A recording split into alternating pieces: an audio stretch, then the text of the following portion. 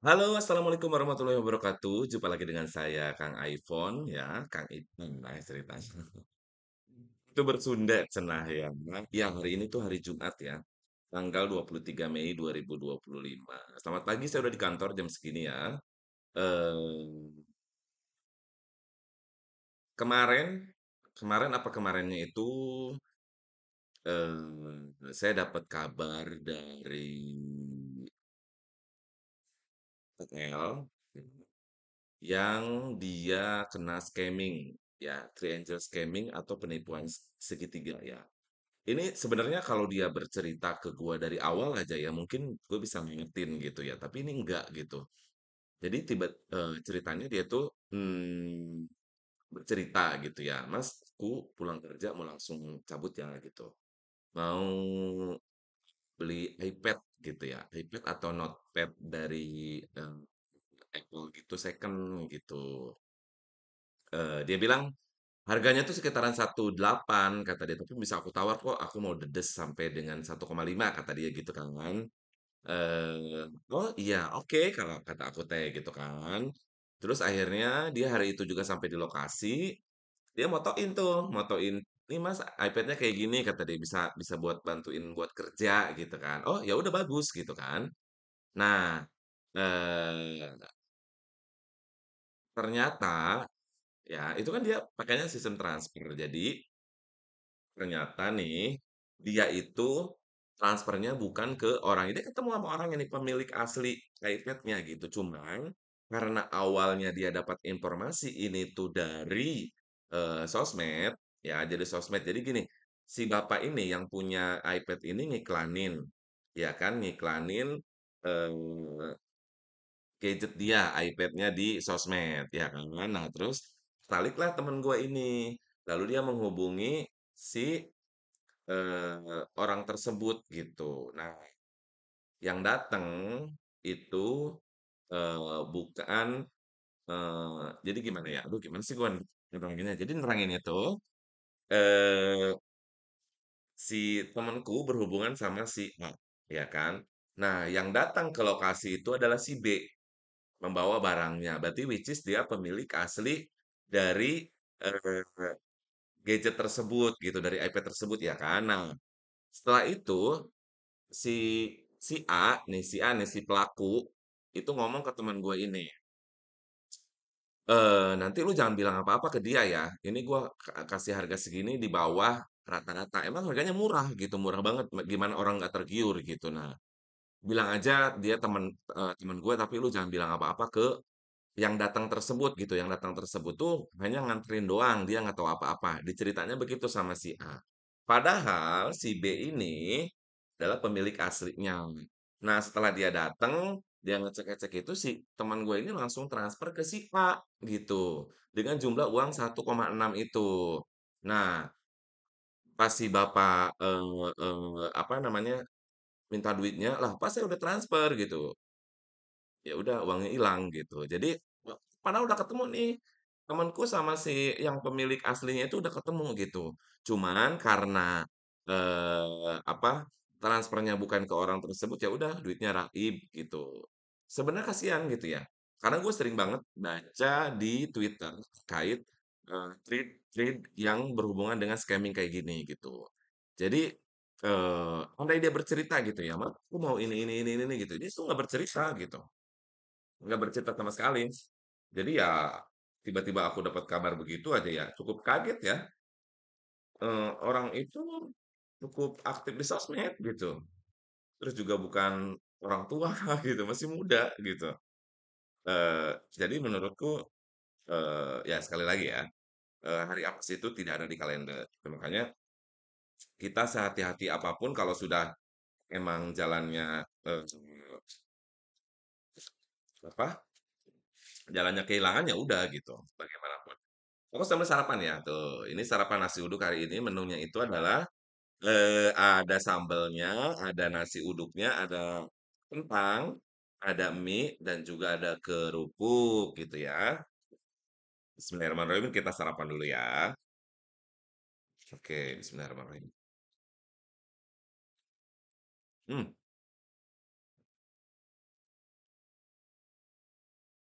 Ngomong-ngomong mengenai hari apes, jadi, gua tuh kan termasuk aduh kalau begini tuh sebenernya gua malu ya begini ya, malu banget gitu, cuman ya gimana lagi gitu. Pakai topi gua nggak betah gitu ya, kalau pakai walaupun cuma untuk kebutuhan syuting, wah syuting banget, ah. Mmm, mmm, aduh, mmm. Oh iya, di usiaku yang segini tuh, aku kan usia 42 tahun ya, semua udah kerasa nih, gigi udah mulai banyak yang goyang, yang ompong yang bolong udah pasti ya, cuman yang goyang udah ada satu, 2, lutut udah mulai kerasa nih. Makanya tiap pulang kerja tuh, gue tuh selalu jalan kaki, ya nggak jauh ya, walaupun nggak jauh gitu, hanya sekitar 30 menitan, tapi itu cukup ngebantu ya. Kalau dihitung-hitung sampai dengan hari kemarin itu, sudah ya hampir 10 kali lah, ya 10 kali gitu. Dan sebenarnya banyak hal yang didapat ya dengan jalan kaki, pulang ke jalan jalan kaki itu. Pertama, tentunya gue akan lebih elastis tulang-tulangnya gitu ya, kayak gitulah. Lebih melatih otot-otot itu untuk bekerja gitu ya. Karena memang kaki digunakan, diciptakan untuk kita menggunakannya dengan jalan kaki gitu. Nah, yang kedua, dengan berjalan kaki gue tuh bisa melihat sekeliling lebih detail gitu. Selama ini kalau pakai motor kan ya udah set, yang ngelihat hanya sekilas aja gitu. Tapi dengan jalan kaki tuh gue bisa melihat, oh di sini tuh ada gang kecil gitu. Di gang kecil itu tuh ada ini gitu. Oh ini tuh ini gitu. Jadi memang banyak hal yang bisa dilakukan ketika gue jalan kaki gitu ya. Terus yang ketiga yang paling gua rasain banget itu adalah langsung saat itu juga adalah dengan berjalan kaki stresnya berkurang, mengurangi stres gitu. Jadi kayak healing healing alami gitu. Karena dengan berjalan kaki kan gue ngeliat pemandangan gitu, walaupun kena cebulan asap motor gitu ya. Tapi hmm, apa ya? Gua tuh bisa menikmati gitu. Otomatis kan kalau misalnya jalan kaki capek berkeringat, nah keringat yang keluar gitu, kaki yang bergerak itu membuat perasaan senang itu muncul secara alami aja gitu. Misalnya tadinya di kantor ini bete banget gitu ya. Tapi giliran mau pulang itu gue tuh seneng gitu. Bukan senang mau pulangnya ya, tapi gue senang mau jalan kaki gitu. Dan kenapa sih gue lakuin hari kerja gitu? Kan ada hari libur, lu bisa berlari, bisa bisa jalan kaki, bisa treadmill gitu kan di rumah pun ada treadmill gitu. Ya itu tadi gitu. Gue kalau misalnya hari libur itu pengennya santai, leha-leha, males-malesan gitu kan. Atau ke anak gitu, nengok anak gitu ya. Jadi justru hari libur tuh gue sibuk gitu. Sibuk dengan me time gitu. Kadang-kadang seharian nonton Netflix. Gila emang ya. Makanya kalau misalnya nggak dipaksain begini, olahraga gue kurang gitu. Walaupun gue juga nggak tahu ya. Jalan kaki 30 menit itu tuh dengan mode cepat ya. Mode cepat. Maksudnya kalau olahraga apa bukan gitu. Keringat yang dikeluarin juga sedikit gitu. Cuma yang gue lihat sih bukan itu ya. Yang gue lihat gue bergerak gitu. Karena jalan kaki itu sangat bagus menurut gue. Dengan jalan kaki banyak keuntungannya gitu. Seperti itu. Jadi memang gue lagi rutinin jalan kaki gitu. Karena dulu sekitar 15 tahun yang lalu kan gue nggak punya motor, ya kan? Kalau kemana-mana gue naik kendaraan umum. Terus dari kendaraan umum gue nggak pernah ngojek gitu. Gue pasti jalan kaki dan itu jaraknya jauh gitu. Kalau diukur itu dari jalan rayanya Pasar Tambun ke arah perumahan Mangunjaya 2 gitu. Kalian tahu ya, di Tambun. Dari situ lah ke situ. Itu jadi memang sebenarnya kalau gue tuh udah terbiasa dengan jalan kaki gitu. Sekolah pun jalan kaki zaman dulu gitu kan. Jadi sebenarnya di usia gua segini tuh emang harusin banyak-banyak olahraga gitu ya. Olahraga ringan pun nggak apa-apa, termasuk jalan kaki ini gitu. Gue sih nggak mau berpikir bahwa ngapain lo jalan kaki gini gini gini ya gitu urusnya gitu. Ya kan? Gue nggak mau terpengaruh dengan hal apapun gitu. Karena dengan jalan kaki asli gue senang banget menikmati gitu. Menikmati banget berbeda dengan naik motor gitu. Walaupun akhirnya motornya itu jadi nganggur gitu. Paling gua pakai seminggu sekali. Ya habis ya gimana lagi gitu. Karena gua harus maksain ini gitu. Seperti itu. Hmm, teman-teman, kita tuh harus ngebiasain sarapan ya. Karena dengan sarapan, hmm, pertama perut kita nggak kosong. Kedua, jadi bukan kenyangnya sebenarnya yang dikejar dengan sarapan itu adalah kita bisa fokus dalam bekerja. Ketiga, kalau gua pribadi ya, kalau gua nggak sarapan, siangnya itu malah nggak lapar, nggak mau makan gitu. Jadi malas-malesan, nanti laparnya lagi jam 3 itu tuh mengganggu mengganggu jam makan gitu. Karena jam makan gue tuh yang alaminya itu pagi sarapan, siang makan siang, ya makan siangnya mau apapun itu ya, malam makan malam gitu, jam-jam 5 apa setengah 6 gitu. Jadi kalau misalnya nggak sarapan nih, misalnya nggak sarapan nih ya, jam 12 tuh nggak lapar apapun dan nggak mau makan, pokoknya udah nggak mau gitu udah. Akhirnya laparnya nanti jam 2 setengah 3. Itu kan malamnya mau makan jam berapa, coy? Bener nggak sih? Gitu. Dan eh, apa? Sarapan juga membantu mengembangkan UMKM ya.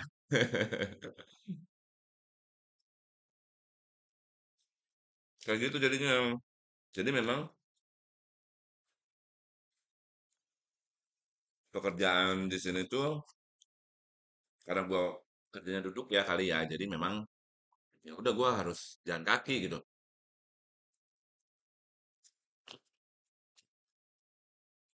Gua kerja di sini udah lama ya. Udah 2000 dari 2013 bulan Juli, gue ingat banget. Sampai sekarang nih, bulan Mei 2025 berarti kalau sebentar lagi Juli 2025 berarti sudah 12 tahun nih gua kerja gitu. Jujur ini kerja paling lama ya. Karena kalau mau flashback ke belakangnya, gua ini kan pertama kali kerja itu lulus lulus SMA. Hmm, atau maaf, lulus SMA itu tahun 2002. 2002 gua lulus langsung kerja nih, lulus bulan apa ya, Juni Juli gitu. Sebulan kemudian langsung kerja gitu. Gue langsung ke Bekasi dari Subang langsung ke Bekasi ikut Mpok. Nah, ikut kakak gue. Nggak lama kemudian gue dapat dapat kerja walaupun itu outsourcing ya waktu itu bayar pendaftaran gitu-gitu dan gue nggak pakai nama perusahaan tersebut gitu. Gue pakai nama outsourcing gue apa gitu gue lupa. Jadi gue kerja di PT Woin waktu itu. PT Woin ya. Eh, PT Elektronik itu pembuatan DVD player, video player gitu zaman dulu ya. Nah, gua kerja di situ tapi gajiannya melalui PTA gitu dengan subkontrak namanya, subkon. Nah, gitu. Jadi gua kerja di situ tuh bukan karyawan situ, gua cuma numpang gitu ceritanya gitu lah. Nah, eh, perusahaannya bagus, gajinya juga oke. Kerjaan gua apa? Kerjaan gua tuh bagian QC kan, jadi sampling, sampling barang aja gitu dan samplingnya juga nggak jelas. Maksudnya sebenarnya kalau barang itu kalau nggak gue sampling juga nggak masalah gitu. Kalau ketemu NG, NG itu not good, ataupun reject di klien kita adalah LG ya, PT LG. Ya udah tinggal di rework gitu. Rework tuh eh, mereparasi ulang yang reject itu gitu. Begitu biasanya. Jadi kerjaan bikin ngantuk, terus juga waktu bisa lama, membosankan. Terus yang gue pikirin adalah kalau masuk kerja nih nunggu jam 10 aja lama banget. Lama banget kan kita masuk jam 7 ya. Nunggu jam 10 tuh lama banget karena jam 10 itu kita dapat puding. Kamu tahu apa puding? Nanti kita tuh waktu gua awal kerja di situ ya. Nanti kamu jam 10 akan dapat puding, akan makan siang, siangnya gitu. Nanti jam-jam 2 dapat puding lagi gitu. Nah, pikiran gua tuh ketika dikasih tahu gitu, oh puding. Kok gue dikasih puding sih gitu. Aduh, sampai muncrat. Kok dikasih puding sih gitu kan? Namanya kasih bocah gitu nggak tahu apa-apa ke puding dalam pikiran gua walaupun sekarang juga puding itu ya kayak agar-agar gitu gitu. Pas datang, nih pudingnya gitu. Loh, kok puding, taunya pudingnya itu adalah gorengan gitu. Gorengannya itu kayak cemilan lah, maksudnya mungkin cemilan kali ya. Cemilannya itu bisa, tapi yang bagus gitu, bukan yang abal-abal, maksudnya bukan yang gorengan biasa gitu. Jadi emang beneran gorengannya dia punya vendor tersendiri buat bikin gorengan tersebut, buat nyetok supply ke situ gitu. Jadi benar-benar dibikin bagus. Kayak apa sih kroket gitu diplastikin, terus kue-kue talam. Pokoknya kue-kue tradisional gitu, tapi diplastik-plastikin biar masing-masing itu udah satu gitu. Nah, di situ jadi siangnya makan siang gitu. Nah, dulu tuh pertama kali gua kerja tuh di situ tuh ya itu gitu. Jadi dari yayasan, terus juga ada ada lowongan di situ. Gua benar hari itu juga gua dibawa ke yayasannya, ke PT-nya, diwawancara. Bukan hanya gua doang. Jadi waktu itu tuh ada kurang lebih 8 orang gitu. 8 orang itu gua SMA, temen gua yang satu lagi SMK, sisanya SMK semua. Nah, temen gue yang SMK itu yang paling tua di antara yang lain gitu. Kita-kita kan pada lulus nih, dia tuh udah lulus kakak kelas kita gitu. Yang diterima cuma dua dari 8 orang itu. Salah satunya gue dan temen gue itu orang Garut gitu ya. Jadi memang kita di situ langsung diterima gitu. Karena interview dulu, segala macam dulu gitu.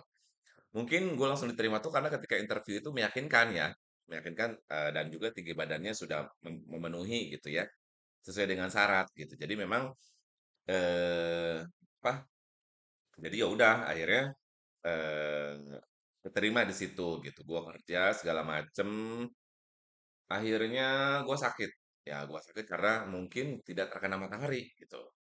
Sakit tipes, tipes yang sangat amat parah. Gue bisa sampai nggak masuk 2 minggu waktu itu, ya, karena sakit parah gitu ya.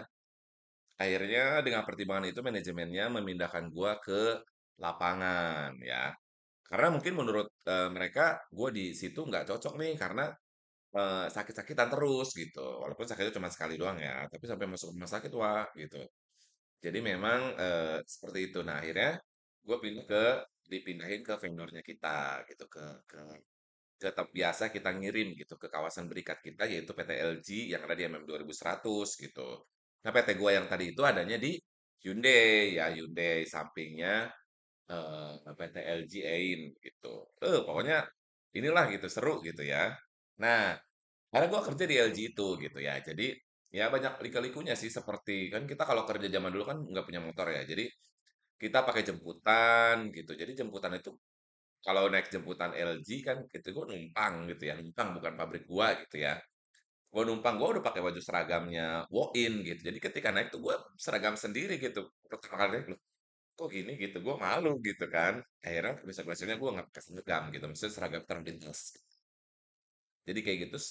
Perbedaannya ya makan di PT Walk-in yang tempat kerja gua dengan yang di LG itu wah jauh berbeda.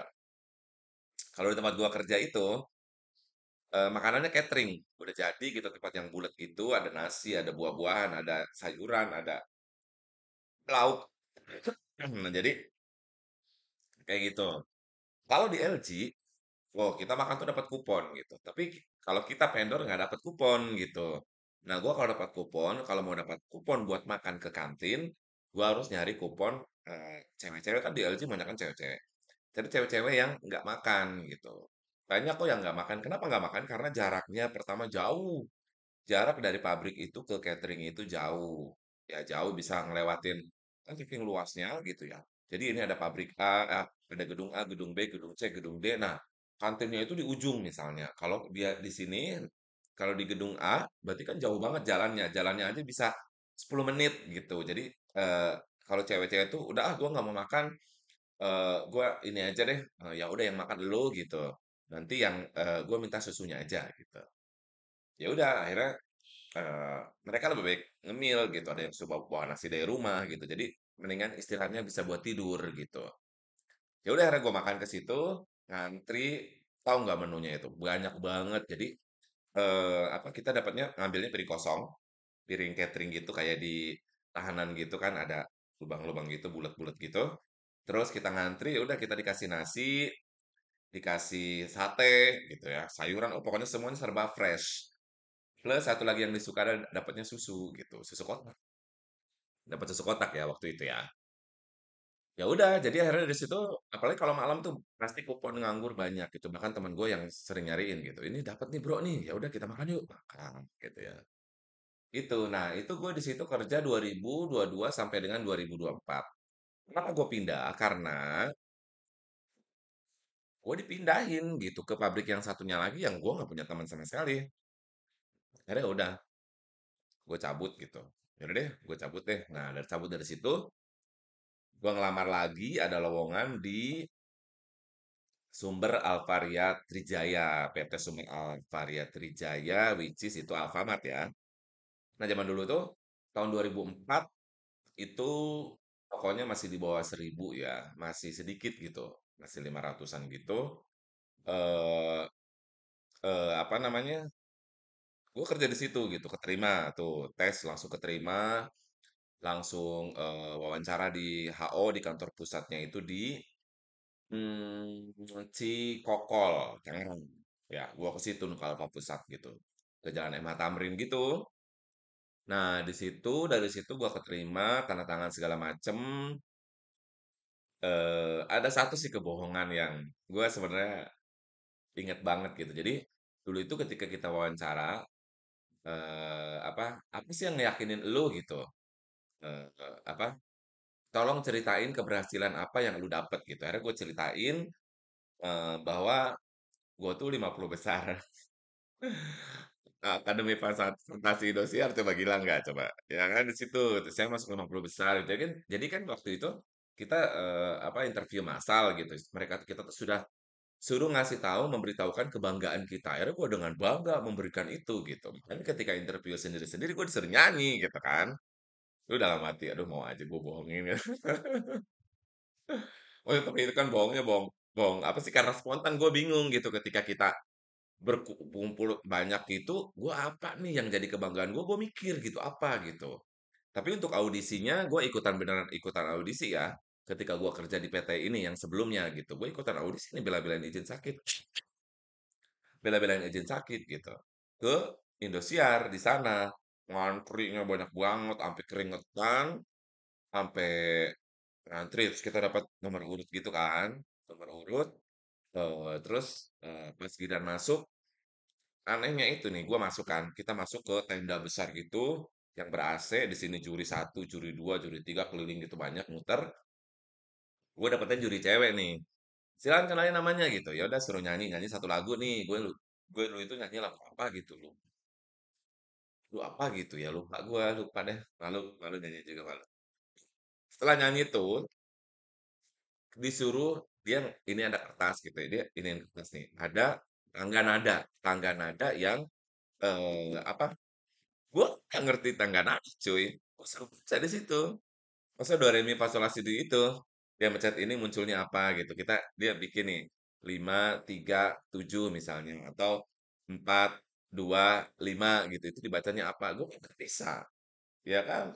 Ya do, re, mi, fa, so gitu misalnya ya. Atau ini fa gitu. Atau do. Ya udah akhirnya ya udah ngantri doang gitu. Nah, zaman waktu itu tuh masih AVI yang pertama ya. Kita masih belum tahu tuh konsepnya bagaimana gitu. Yang kita tahu ada lowongan buat ikut audisi dan nanti akan terpilih gitu. Waktu kita berkumpul di sana itu apa? Kita saling bertukar informasi kan zaman dulu kan belum zaman handphone ya zaman segitu. Sebenarnya ada cuman kita nggak mampu gitu kan.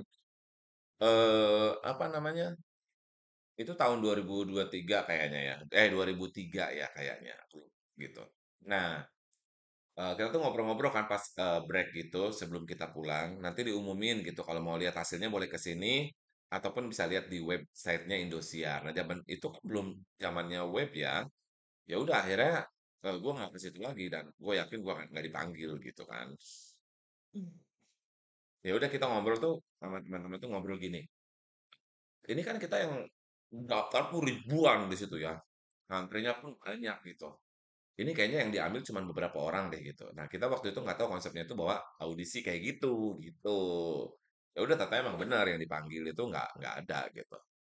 Dan ya udah, akhirnya ya udah gue pulang lagi gitu. Waktu naik bis yang jurusan Bekasi Tangerang gitu ya. Jadi udah tuh yang maja atau apa warna kuning.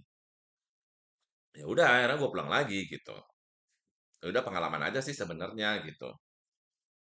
Gitu. Nah, makanya ketika interview yang di mana? Yang di Alfamart itu, gue ingetnya di situ. Ya udah gue bilangnya gue masuk 50 besar gitu. Ya udah, 50 besar ya udah gue terima tuh di Alfa. Terus gue kerja. Pertama dikerja ditempatinnya itu di Alfamart sesuai dengan KTP gue ya. Itu gue jadi apa pramuniaga di Alfamart SAP Imam Bonjol. Imam Bonjol yang di Rawapalangan gitu. Yang sekarang udah bangkrut ya, udah nggak ada, udah pindah gitu. Nah, setahun kemudian gua pindah ke maksudnya pernah dipromosikan naik jabatan jadi MD. MD itu merchandiser, yaitu adalah asistennya kepala toko, di bawahnya kepala toko lagi lah gitu lah. Itu gue pindahin ke mana sih, gue lupa. Oh iya, dipindahin ke Sukadanau, ya Sukadanau. Terus habis itu naik jabatan lagi, pindahin jadi asisten kepala, oh enggak, jadi masih jadi MD deh, enggak, belum belum ini. Gue dipindahin ke Tegal Danas, di pasar Tegal Danas satu nih, kalau sekarang ya, kan ada dua. Nah, terus habis itu mau naik jabatan lagi, pindah lagi ke Alfamart Delta Mas. Nah, disitulah karir gue berakhir gitu. Karena di situ gue udah 2008 ya itu ya. Berarti 2004 sampai 2008 4 tahun. Terus gue udah tinggi, udah jadi kepala toko. Akhirnya mau dipromosiin menjadi korwil waktu itu ya. Zaman itu kan 2008 korwil tuh masih eh, nggak kayak sekarang gitu banyak ya. Dulu tuh masih butuh banyak korwil. Akhirnya kita dipromosiin tuh jadi korwil. Nah dari situlah gue nyerah gitu. Gue nggak bisa, harus ini aja, gue di toko aja udah stres gitu. Apalagi jadi korwil yang megang 10 toko gitu. Itulah gue cabut akhirnya. Nah, gue cabut dari situ, akhirnya ya udah gue santai dulu gitu, ngambil BPJS dulu. Terus kita juga dapat uang kadedeh gitu ya dari pusat itu sebesar 3 juta waktu itu, gede banget asli. Uang kompensasi kali ya, bukan dari JHT. Eh, udah ada BPJS belum ya? BPJS Ketenagakerjaan belum kayaknya, itu kali ya. Tahu gue lupa. Oh, enggak. BPJS Ketenagakerjaan ada. Udah gue cairin juga gitu. Uang kadede sebesar 3 juta waktu itu gede banget. BPJS aja gue dapatnya, BPJS Ketenagakerjaan itu dapatnya berapa ya? 10 atau 11 gitu. Kayak gitu. Nggak tahu deh, lupa. Lupa. Lupa 4 ya, gue lupa deh. Tapi plus uang kadede itu gitu. Gue nggak tahu uang apa, tapi ditransfer gitu ya.